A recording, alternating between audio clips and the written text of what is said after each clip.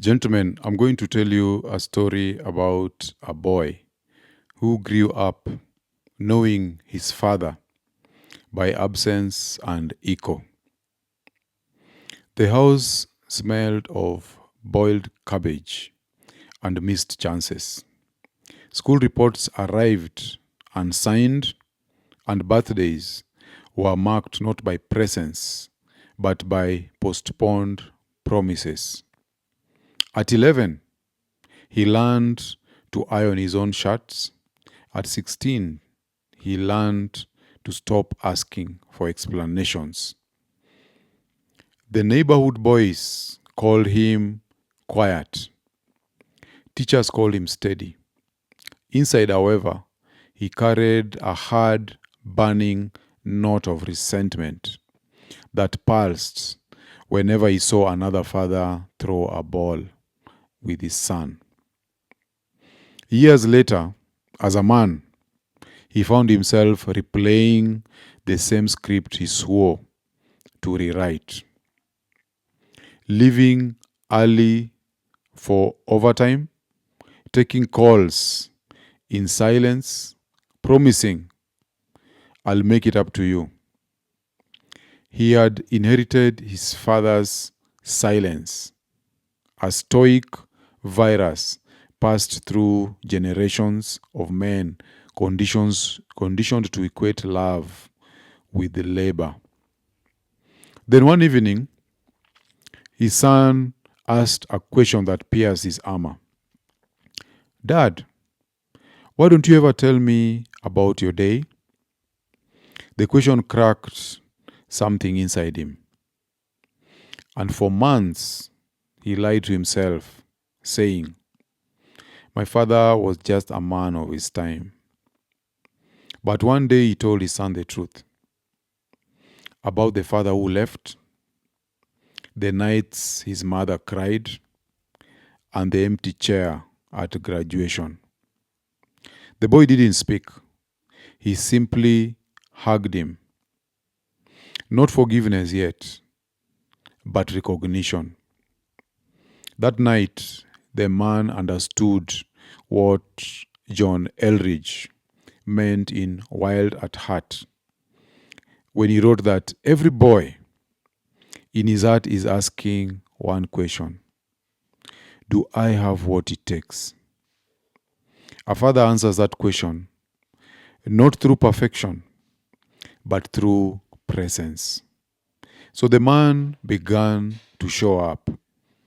Slowly, a drive every Saturday, a repair project done together, a conversation where he said, I was wrong.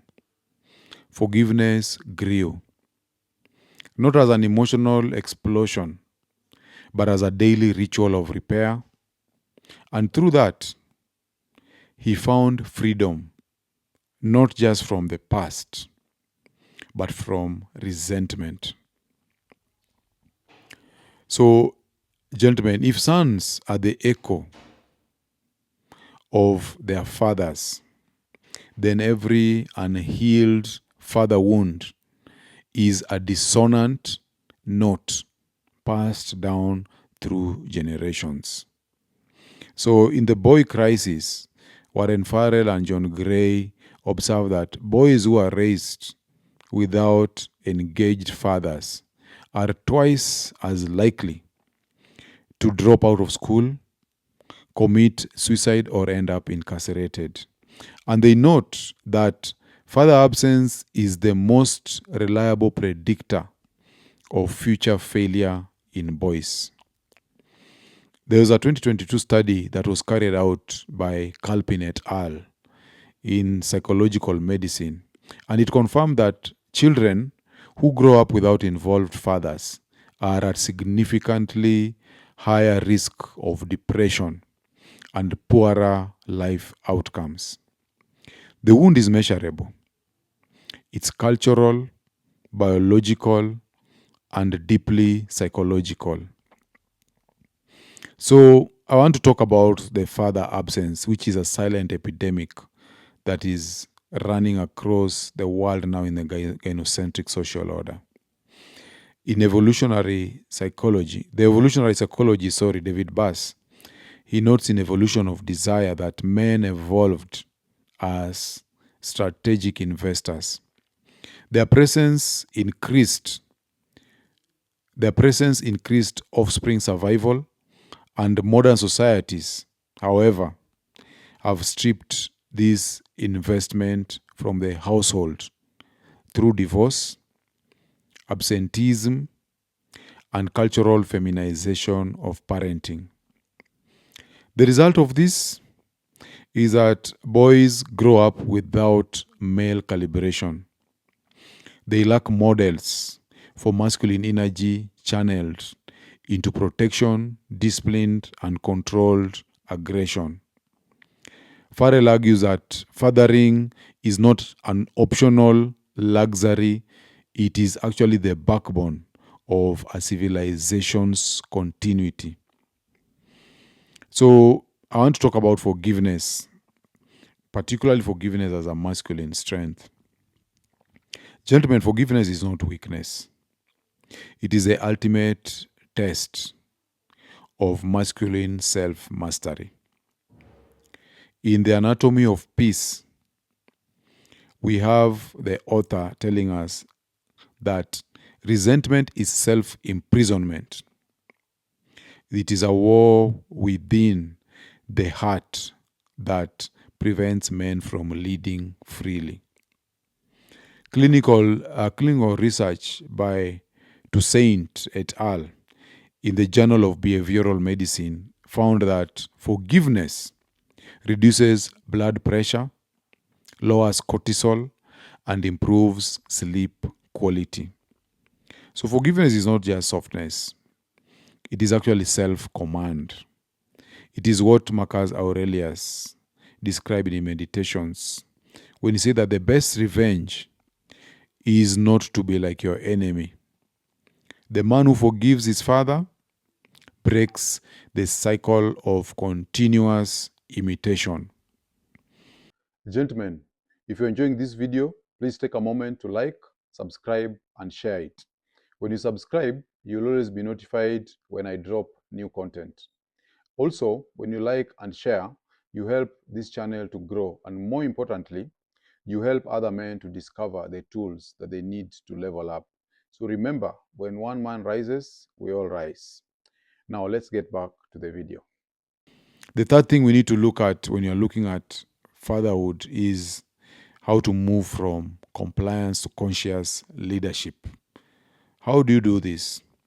The red pill lens normally exposes how men, deprived of masculine guidance, become emotionally dependent or reactive. So we know that men who are raised without strong paternal influence often seek female validation, confusing affection with approval. Forgiveness liberates men from that cycle. It reclaims their inner authority. So forgiveness is very important, gentlemen. A father who forgives his own father stops reacting and starts leading. He teaches his son that authority is not tyranny. It is self-service under discipline. In Iron John, Robert Bly says that when fathers are absent, their sons grow wild. They learn to be men from freedom and television, not from example. How do fathers restore this lineage? So we have 7 principles of masculine restoration drawn from evolutionary psychology, red pill wisdom, and fatherhood research. The first thing you need to do to recover from this father wound is you need to name the wound. Denial feeds dysfunction.